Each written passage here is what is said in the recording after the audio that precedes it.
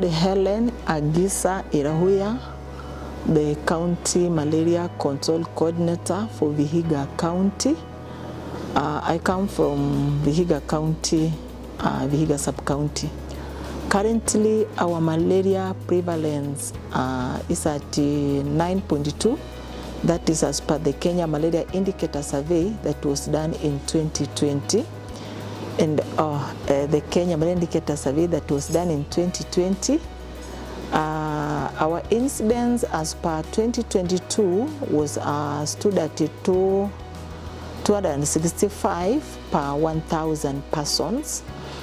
Malaria, we have some prevention measures that we do use to prevent malaria in Vihiga County. One of them, we normally use the LLIN, that is the long-lasting insecticide-treated nets. We normally give to our pregnant mothers and our children who are under 1 year. The pregnant mothers normally target the ones who come for the first ANC visit, but by chance we have a mother who didn't get at the first visit. When she comes there another visit and she was not given the first visit, we normally give that LLIN. And then for children, we target children who are under 1 year for the LLIN. These ones are given at our maternal child health care clinic. Also, we normally have another channel that we normally get nets. Another channel is through mass net distribution. These nets, we normally get them at, we normally distribute them at every 3 years. So like now we are planning to distribute others in this year from November. The last distribution was 2021. So we are planning to distribute others this year, 2023, as from November. No, the other method that we normally use to prevent malaria in Vihiga County is use of IPTP. The drug is Fanzida. We normally give to our pregnant mothers as from the 13 weeks of gestation. This is just to prevent our pregnant mothers and the unborn child from getting malaria. So it's used for malaria prevention in pregnancy. The third method we normally use is case management. Case management is, we mean that this is now somebody who has now been infected with the malaria. We do case management. Under case management, we talk of training tests. If somebody now turns out to be malaria positive, we treat using a drug called AL. And also now last year we do what we call tracking.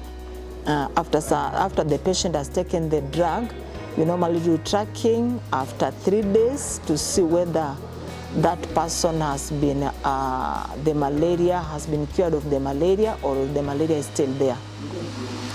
The other method that we normally use in Vihiga County is social behavior change as a method. This is where we normally give messages to the community members and both at the community and at the facility on how to prevent and control malaria either at the community or at their household level. So we normally talk to them how to clear the bushes, how to drain stagnant water at their homestead, and also we normally talk to them about if a mother who is pregnant to start antenatal clinic as early as possible so that she'll be able to be given IPTP as from the gestation of 13 weeks up to the time she will deliver. And the IPTP is normally given after every 4 weeks. So the other method is surveillance. This is just, we are on lookout for the cases of malaria to see whether the cases are increasing or they're subsiding, so that in case they're increasing, you put up measures on how you can be able to curb the increase of malaria. So we normally do also malaria surveillance And this one is mostly done by our public health officers and also our healthcare workers through looking at the records of malaria at the health facility. And then the last method that we've introduced and is still new is what we call larval source management. This is still a new method. In Vihiga County, we have been able to do it in only 2 sub-counties, that is Hellen and Amisi sub-counties. This is where we have a biolarvicide, which we normally put on stagnant water, just to kill the mosquito eggs. We are targeting to kill the mosquito eggs, the larvae and the pupa, so that it may not mature into a mature mosquito, which can bite the members of the community to give them malaria.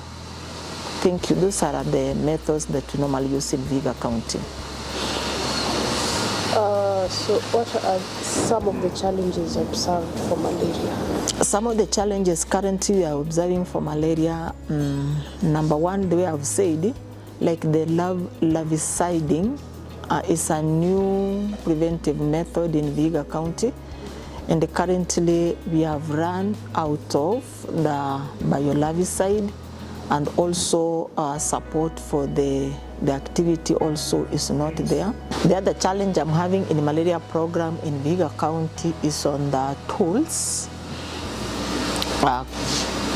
Currently we have inadequate reporting and data capture tools.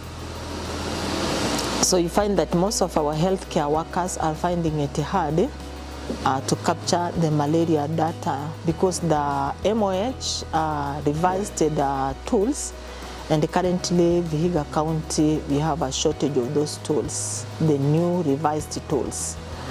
The other challenge I think is funding for the malaria program. We have inadequate funding. So we find that some of these activities we are not able to do it because of the funding issue.